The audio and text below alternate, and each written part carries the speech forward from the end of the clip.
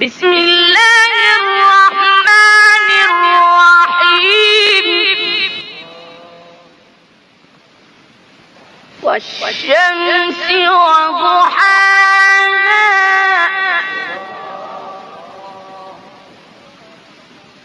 वल्क़मरि इज़ा तलाहा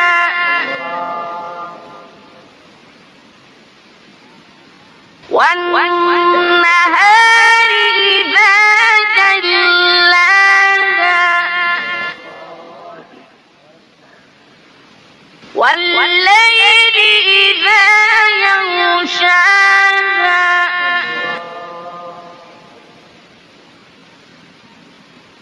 والسماء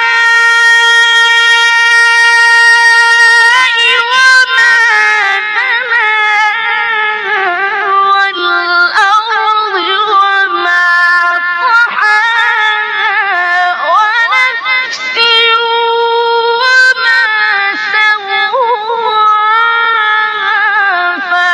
فألهمها فجورها وتقواها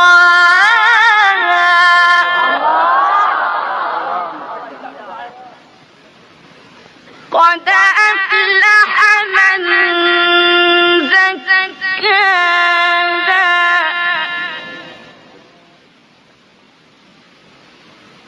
وقد خاب من دساها كذبت ثمود بطغواها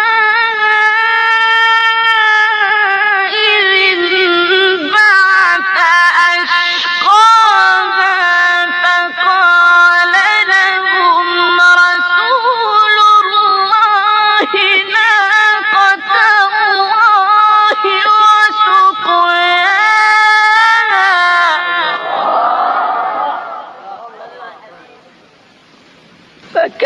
فكذبوه فعقروها فدمدم عليهم ربهم بذنبهم فسواها ولا يخاف عقباها। शुरू अल्लाह का नाम लेकर जो बड़ा मेहरबान निहायत रहम वाला है। सूरज की कसम और इसकी धूप की, और चांद की जब वो उसके पीछे चले, और दिन की जब वो उसे रोशन कर दे, और रात की जब वो उसे छुपा ले, और आसमान की और उस जात की जिसने इसे बनाया, और जमीन की और उस जात की जिसने इसे फैलाया, और नफ्स इंसानी की और उसकी जिसने इसे दुरुस्त करके बनाया। फिर इसको बदकारी से बचने और परहेजगार बनने की समझ दी कि जिसने अपने नफ्स को पाक रखा वो मुराद को पहुंचा, और जिसने इसे खाक में मिलाया वो नामुराद रहा।